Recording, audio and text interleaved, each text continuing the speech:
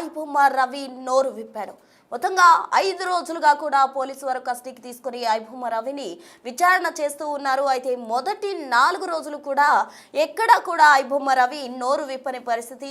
ఏ question అడిగినా కూడా తెలీదు, గుర్తులేదు, మర్చిపోయా అన్న విధంగా కూడా అతను బిహేవ్ చేశాడు. అయితే తాజాగా నిన్న 5వ రోజు కస్టడీకి తీసుకున్న పోలీసులు పలు కోణాల్లో అతన్ని విచారించడం జరిగింది. అయితే ఎట్టకేలకు ఐబొమ్మ రవి నోరు విప్పినట్టు కూడా కన్ఫెషన్ రిపోర్ట్లో పోలీసులు వెల్లడించారు. అయితే ఐబొమ్మ రవి 2007లో కూడా తన ఫ్రెండ్ పాన్ కార్డు యూజ్ చేసుకున్నాడు. దాని మీద అతను ఫోటో పెట్టాడు. అంటే దీన్ని బట్టి గమనించినట్లయితే ఇమ్మంది రవిది మొదటి నుంచి కూడా ఒక క్రిమినల్ మైండ్ సెట్ అన్న విషయం మనం అర్థం చేసుకోవచ్చు. తన ఫోటో పెట్టి ప్రహ్లాద్ కుమార్ అనే ఫ్రెండ్ పేరుతో పాన్ కార్డు తను యూజ్ చేశాడు. ఇది 2007లోనే అతను చేయడం జరిగింది. అంటే అక్కడి నుంచే మనం అర్థం చేసుకోవచ్చు అతనిది ఎంత క్రిమినల్ మైండ్ సెట్ అని.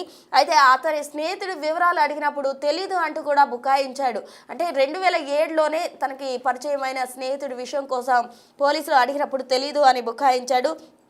మరో విషయం ఏంటంటే పోలీసులు తన కోసం వెతుకుతున్నారని ఇమ్మంది రవి భయపడిన విషయం కూడా వెలుగులోకి వచ్చిందని చెప్పాలి. ఎందుకంటే నిన్న పోలీసుల విచారణలో నా కోసం నెదర్లాండ్స్కు వచ్చారా అంటూ సైబర్ క్రైమ్ పోలీసులను ఐబొమ్మ రవి అడిగినట్టు కూడా సమాచారం అందుతుంది. అయితే 20 రోజుల పాటు అటు పోలాండ్ అలాగే ఫ్రాన్స్లో కూడా ఇమ్మంది రవి చక్కర్లు కొట్టాడు. మెయిల్ రాకపోవడంతోనే ఇండియాకు వచ్చానంటూ కూడా రవి చెప్పాడు. అంటే పోలీసులు తనకి ఎటువంటి రెస్పాన్స్ ఇవ్వకపోవడంతో ఇక మర్చిపోయి ఉంటారులే అన్న కోణంలో ఇమ్మంది రవి అయితే హైదరాబాద్ కు తిరిగి రావడం జరిగింది. అప్పుడే కూకట్పల్లిలో సొంత ఇల్లు రవి 2015లో కొన్నాడు. 2 ఏళ్ల తర్వాత లోన్ తీర్చేసి సంపాదన లేదంటూ భార్యను రవి దూరం పెట్టిన పరిస్థితి. 8 నెలల కూతుర్ని కూడా కొట్టేవాడంటూ భార్య ఫిర్యాదు చేసింది పోలీసు వారి దగ్గర. అతని ప్రవర్తన నచ్చకే విడాకులు ఇచ్చాడంటూ కూడా ఇమ్మంది రవి భార్య చెప్తోంది. తన ఆస్తుపై ఎలాంటి హక్కు లేకుండా విడాకుల ముందే సంతకం తీసుకున్నాడంటూ కూడా ఇమ్మంది రవి భార్య చెప్తుంది. టోటల్గా ఇమ్మంది రవి బిహేవియర్ చూసినట్లయితే మొదటి నుంచి కూడా క్రిమినల్ మైండ్ సెట్, భార్య పిల్లలతో కూడా సక్రమంగా ఉండేవాడు కాదు. స్నేహితుల విషయానికి వస్తే వాళ్ళ పాన్ కార్డ్సే యూజ్ చేసుకుని అతని క్రిమినల్ మైండ్ సెట్ ద్వారా ఎర్న్ చేసేవాడంటూ కూడా పోలీసుల విచారణలో సంచలన విషయాలు వెలుగులోకి వచ్చాయి. దీనికి సంబంధించి ఇమ్మంది రవి యొక్క లాయర్ మాట్లాడడం జరిగింది. ఒకసారి లాయర్ ఏమన్నారు, ఇమ్మంది రవి ప్రవర్తనకు సంబంధించి లేకపోతే అతని కేసుకు సంబంధించి లాయర్ ఏం మాట్లాడారన్నది ఒకసారి చూద్దాం.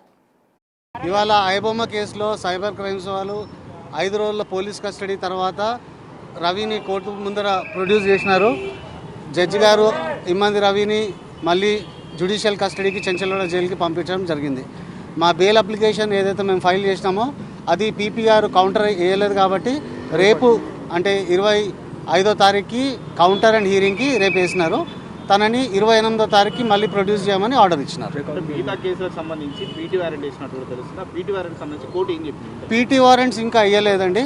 మాకు మాత్రం ఒక్క కేసులో నోటీస్ ఇచ్చినారు. ఒక్క కేసులో తీసుకుంటున్నామని మేము కోర్టు వారికి దృష్టికి తీసుకొచ్చినాము. వాళ్ళు ఉద్దేశపూర్వకంగా 4 కేసులున్నా కూడా ఒకటే కేసులో అరెస్ట్ చేసి ఒకటే కేసులో పీటీ వారెంట్ వేసినారు. మిగతా అన్నింటిలో కూడా డీమ్డ్ కస్టడీ తీసుకోవాలని మేము కోర్టు వారిని కోరినాము. కోర్టు వారు దాన్ని పరిణతికి తీసుకుంటా అన్నారు. కాపీరైట్ యాక్ట్ కాకుండా ఇంకే ఏ కేసులు నమోదు చేశారు మీకు? అన్ని కేసులలో అన్ని క్రైమ్స్లలో 5 క్రైమ్స్లలో కాపీరైట్ యాక్ట్, బిఎన్ఎస్ భారతీయ న్యాయ సంహిత దాని కింద and cinematography act and IT act provisions కింద బుక్ చేసినారు. లేదండి ఆయన ఒరిజినల్లీ ఇండియన్ సిటిజన్. ఇప్పుడు ఆయనకు సిటిజన్షిప్ లేదు కానీ ఆయన still he votes in the OCI card ఉంది. He does not need any visa to come to India. OCI card ఉన్నంత కాలం తను ఇండియాకి రావచ్చు, వెళ్ళొచ్చు. అది మా క్లయింట్కి అడ్వకేట్ మధ్య ఉన్న ఇన్ఫర్మేషన్ వీ కెనాట్ రివీల్ అండి. సారీ. 5 days కస్టడీ అయింది. కస్టడీలో ఆయన కన్ఫెషన్ రికార్డ్ చేసినారు. అది కోర్టుకి సబ్మిట్ చేశారు. నా ముంగట ఇంట్రాగేషన్ అయింది. అది ఇది 5 days వాళ్ళ ఆన్ రికార్డ్ కౌన్సిల్ బాలగోపేందర్ శ్రీనాథ్ ఇంకా బాలగోపేందర్ అని మేమిద్దరం కలిసి అది వదిలేసాడు. కానీ వాళ్ళు ఇబ్బంది పెట్టలేదు. పోలీస్ కస్టడీలో వాళ్ళు ఏమీ ఇబ్బంది పెట్టలేదు. They have seen him like very good. అది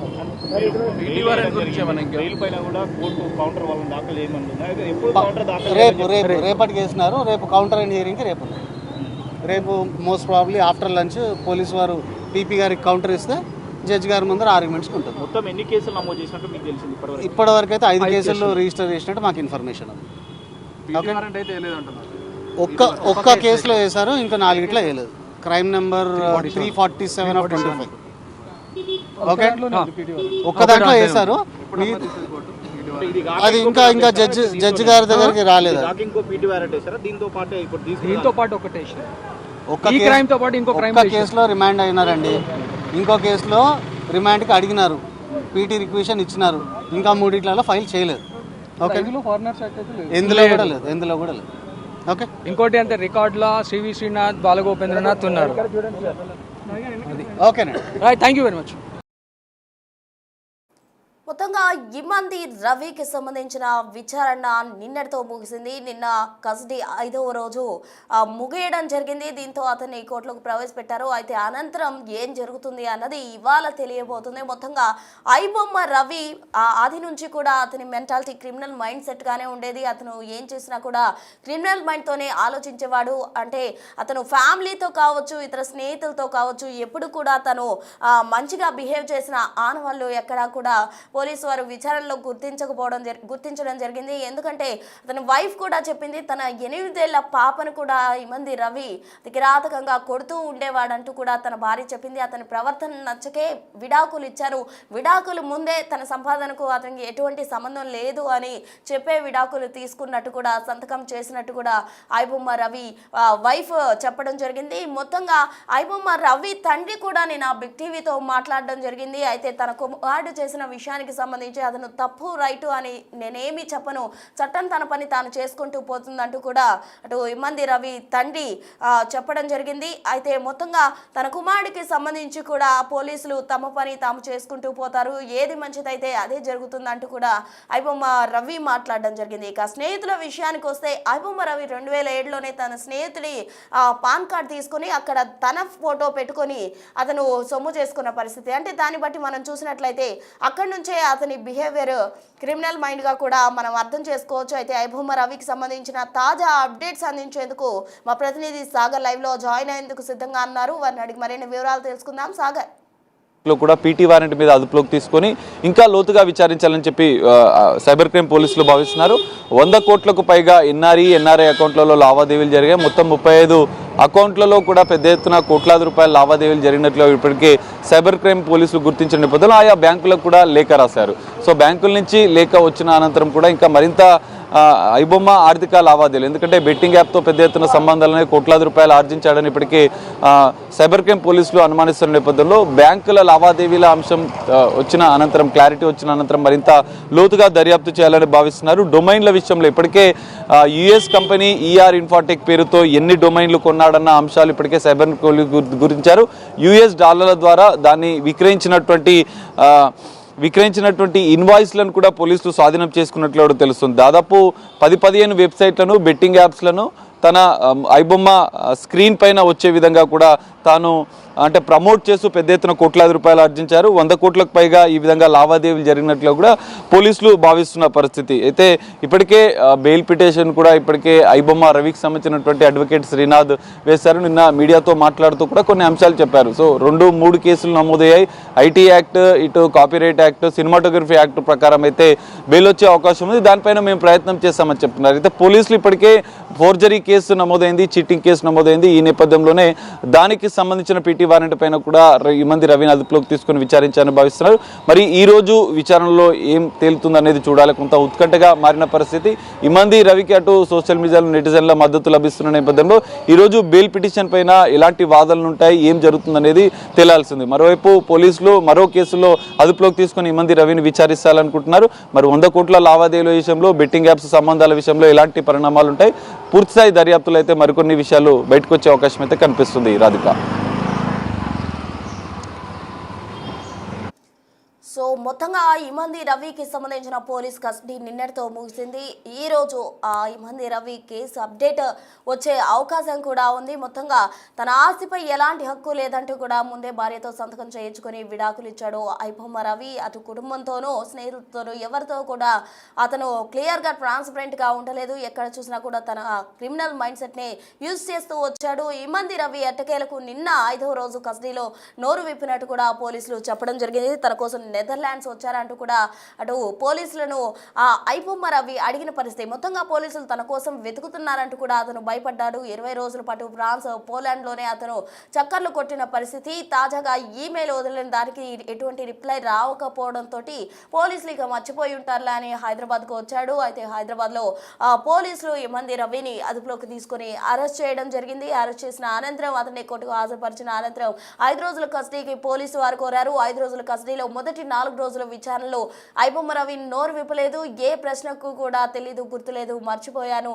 నేనే ఇదంతా చేశాను అన్నట్టు కూడా అతను చెప్పుకుంటూ వచ్చాడు. 5వ రోజు కస్టడీలో మాత్రం ఎటవేలకు ఐబొమ్మ రవి అయితే నోరు విప్పిన పరిస్థితి. కన్ఫెషన్ రిపోర్ట్లో సంచలన విషయాలు వెలుగులోకి వచ్చాయని చెప్పాలి. మొత్తంగా ఇమ్మంది రవి ఐబొమ్మ వెబ్సైట్ను యూజ్ చేసి అటు సినీ పరిశ్రమకు తీరని లోటు మిగిల్చాడు. ఎంతో నష్టం వాటిల్లింది సినీ ఇండస్ట్రీకి అంటూ కూడా ఐబొమ్మ రవిని శిక్షించాలి అంటూ కూడా ప్రధానంగా సినీ ప్రొడ్యూసర్స్ అయితే డిమాండ్ చేస్తూ ఉన్నారు. అయితే ఇప్పుడు తాజాగా అతన్ని పోలీసుల కస్టడీ ముగిసింది. అతని కోర్టులో ప్రవేశపెట్టిన అనంతరం ఈ కేసుకు సంబంధించిన అప్డేట్ వచ్చే అవకాశం ఉంది. పూర్తి వివరాలు అందించేందుకు మా ప్రతినిధి సాగర్ సిద్ధంగా ఉన్నారు. ఫోన్ లైన్లో సాగర్ అడిగి మరిన్ని వివరాలు తెలుసుకుందాం. సాగర్, చెప్పండి. అయితే ఐబొమ్మ రవికి సంబంధించిన 5 రోజుల కస్టడీ కూడా ముగిసింది. అతన్ని అరెస్ట్ చేసి పోలీసులు ఇప్పటికే విచారణ చేశారు. 5 రోజుల కస్టడీ ముగిసింది. ఈ రోజు ఐబొమ్మ రవికి సంబంధించిన కేసు అప్డేట్ ఏముండబోతోంది? ప్రస్తుతం మనం చూడొచ్చు, ఐబొమ్మ రవి కేసులో సైబర్ క్రైమ్ పోలీసుల 5 రోజుల విచారణ, కస్టడీ విచారణ పూర్తయింది. కొన్ని కీలక అంశాలు ఈ కేసులో పోలీసులు సేకరించిన పరిస్థితి మనం చూడవచ్చు. ఇప్పటికే ఐబొమ్మ రవికి సంబంధించినటువంటి అడిషనల్ ఛార్జ్ షీట్లో కూడా కొన్ని కీలక అంశాలు పోలీసులు వెల్లడించినట్లుగా కూడా తెలుస్తుంది. పంచుల సమక్షంలో ఐబొమ్మ రవికి సంబంధించినటువంటి ఈమెయిల్స్ ఓపెన్ చేశారు సైబర్ క్రైమ్ పోలీసులు. అందులో కూడా కొన్ని కీలక అంశాలు ఉన్నాయి. ఎందుకంటే దాదాపు ఈఆర్ ఇన్ఫాటెక్ యుఎస్ కంపెనీ పేరుతో అనేక మిర్రర్ వెబ్సైట్లను కొనుగోలు చేసినట్లుగా కూడా సైబర్ క్రైమ్ పోలీసులు గుర్తించారు.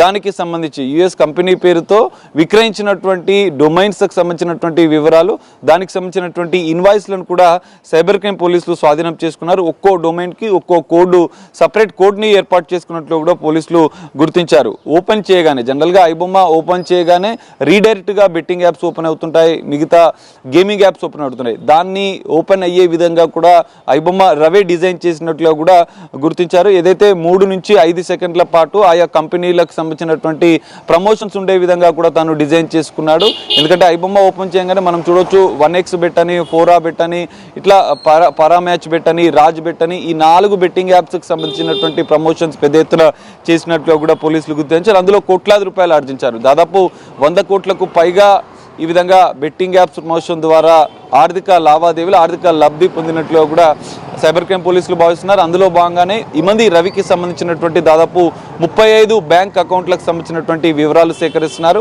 దానికి సంబంధించి ఇప్పటికే బ్యాంకులకు కూడా సైబర్ క్రైమ్ పోలీసులు లేఖ రాశారు. అయితే రవి డొమైన్స్కి సంబంధించినటువంటి అంశాల్లో కీలక అంశాలు కూడా ఇప్పటికే పోలీసులు గుర్తించినట్లుగా కూడా తెలుస్తుంది. పోలీసులకు చిక్కకుండా ఉండేందుకే ఎక్కువగా దాదాపు 10 నుంచి 15 కంపెనీలను ఏర్పాటు చేసుకున్నారు. అవన్నీ కూడా ఈఆర్ ఇన్ఫోటెక్ అనే అమెరికా కంపెనీకి సంబంధించినటువంటి కంపెనీకే అనుసంధానంగా ఉన్నాయి. ఎందుకంటే అమెరికా కంపెనీ అంటే పోలీసులకు అనుమానం రాదని భావించినట్లుగా కూడా తెలుస్తుంది. అయితే అమెరికా కంపెనీ విషయంలో కూడా పోలీసులు కొంత సమాచారం సేకరించి తనకి మెయిల్ చేయగా కూడా దానికి ఇమ్మంది రవి స్పందిస్తూ యుఎస్ కోర్టు ఆర్డర్ తీసుకువస్తేనే కంపెనీలకు సంబంధించినటువంటి వివరాలు చెప్తామన్నారు. దీంతో పోలీసులకు అనుమానం వచ్చి 20 రోజులు సీక్రెట్గా తన యొక్క ఇమ్మంది రవికి సంబంధించినటువంటి కదలికలపైన ఆరా తీశారు. అయితే పోలీసుల మెయిల్ చేయడంతో యూరోప్లోని 5-6 దేశాలకు తిరిగినట్లుగా కూడా 2 నెలల కాలంలోనే, ఎందుకంటే మొదట ఐబొమ్మ రవికి పోలీసులు ఖచ్చితంగా పట్టుకుంటాం, ఇతర దేశాల్లో తలదాచుకున్నట్లుగా కూడా మాకు సమాచారం ఉందని చెప్పడంతో అతను జనరల్గా కరేబియన్ పౌరసత్వం ఉన్నప్పటికీ కూడా అమెరికాలో కొన్ని రోజులు ఉంటాడు. అనంతరం యూరప్ దేశాల్లోని దాదాపు 5-6 దేశాలు తను తిరిగినట్లుగా కూడా పోలీసులు గుర్తించారు. సైబర్ క్రైమ్ పోలీసుల దర్యాప్తుల విచారణలో కూడా ఈ అంశాలు ఆయన వెల్లడించినట్లుగా కూడా తెలుస్తుంది. మొదట నెదర్లాండ్స్కి వెళ్ళిన సందర్భంగా ఎవరో ఫాలో అవుతున్నట్లు తనకు అనుమానం వచ్చింది. అనుమానంతో ఎవరైనా ఫాలో చేస్తున్నారని చెక్ చేయడానికే 3-4 దేశాలు, పోలాండ్లో కొన్ని రోజులు ఉన్నాడు, పోలాండ్తో పాటుగా మరో 2-3 దేశాలు కూడా ఎవరైనా ఫాలో అవుతున్నారా లేదా అని కన్ఫర్మ్ చేసుకోవడానికే ఇమ్మంది రవి 3-4 దేశాలు తిరిగినట్లుగా కూడా సైబర్ క్రైమ్ పోలీసుల విచారణలో తెలియజేసినట్లు కూడా తెలుస్తుంది. ఎవరు ఫాలో కావాలని లేదని చెప్పి ఆయన నిర్ధారించుకున్న అనంతరమే ఇండియాకు వచ్చినట్లు కూడా పోలీసుల దర్యాప్తులో తేలింది. సో ఇండియాకు రావడం, పోలీసులు అదుపులోకి తీసుకోవడం, గంట సేపు తన ఇంట్లో డోర్ తీయకుండా వెయిట్ చేయడం, ఆ సమయంలో కూడా ఎందుకు మీరు డోర్ తీయలేదని చెప్పిన సందర్భంగా కూడా బాత్రూంలో దానికి సంబంధించినటువంటి ల్యాప్టాప్లను లేడీస్ డ్రెస్సింగ్ టేబుల్ల కింద హార్డ్ డిస్క్లను దాచినట్లుగా కూడా పోలీసుల దర్యాప్తులో విచారణలో తాను వెల్లడించినట్లుగా కూడా తెలుస్తోంది. సో గతంలో పోలీసులు అరెస్ట్ చేస్తామని వార్నింగ్తోనే ఫారెన్కి వెళ్ళి 2 నెలల కాలంలో తనకు సంబంధించినటువంటి పూర్తిస్థాయి డేటా కావచ్చు, ఎన్ఆర్ఐ అకౌంట్లలో పెద్ద ఎత్తున నగదు బదిలీ చేసినట్లుగా కూడా గుర్తించారు. అయితే ఇక్కడ కీలకంగా పోలీసులకు, సైబర్ క్రైమ్ పోలీసుల దర్యాప్తు చేస్తున్న సందర్భంగా యుఎస్లో ఉన్నటువంటి ఐబొమ్మ రవి భార్య ఇప్పటికే పోలీసులకు ఫోన్ ద్వారా టచ్లోకి వచ్చినట్లు కూడా తెలుస్తుంది. కొన్ని సంచలన విషయాలు భార్య కూడా వెల్లడించినట్లు కూడా తెలుస్తుంది. ఎప్పుడూ కూడా ఇంట్లో, అంటే వివాహం అయిన అనంతరం కూడా వాళ్ళది లవ్ మ్యారేజ్ అనేది తెలుస్తుంది.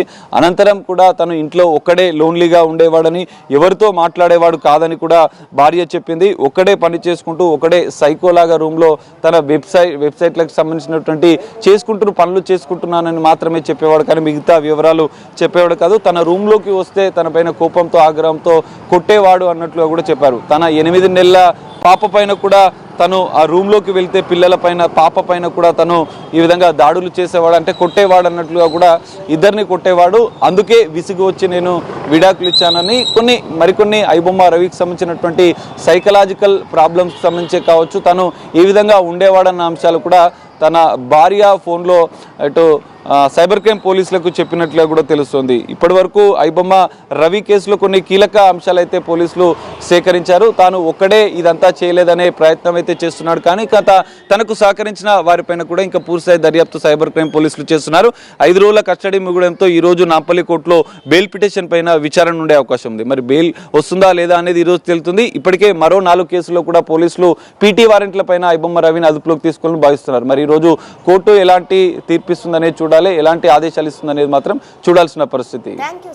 మొత్తంగా ఇమ్మంది రవికి సంబంధించిన కస్టడీ నిన్నటితో ముగిసింది. ఇవాళ కోర్టులో ప్రవేశపెట్టే అవకాశం ఉంది. అయితే తదుపరి ఐబొమ్మ రవి కేసుకు సంబంధించి ఎటువంటి చర్యలు ఉండబోతున్నాయి, అతనిపై ఎటువంటి యాక్షన్ తీసుకోబోతున్నారు అన్న దానికి సంబంధించిన వివరాలు అయితే ఈ రోజు తెలిసే అవకాశం ఉంది. మొత్తంగా ఇమ్మంది రవి 5 రోజుల కస్టడీలో భాగంగా 4 రోజుల పాటు కూడా ఎటువంటి సమాచారం ఇవ్వలేదు, ఏమాత్రం కూడా నోరు విప్పలేదు. 5వ రోజు మాత్రం ఐబొమ్మ రవి ఇచ్చిన స్టేట్మెంట్ ఆధారంగా అయితే పోలీసులు కన్ఫెషన్ రిపోర్ట్ అయితే ప్రిపేర్ చేసిన పరిస్థితి. అందులో సంచలన విషయాలు వెలుగులోకి వచ్చాయి.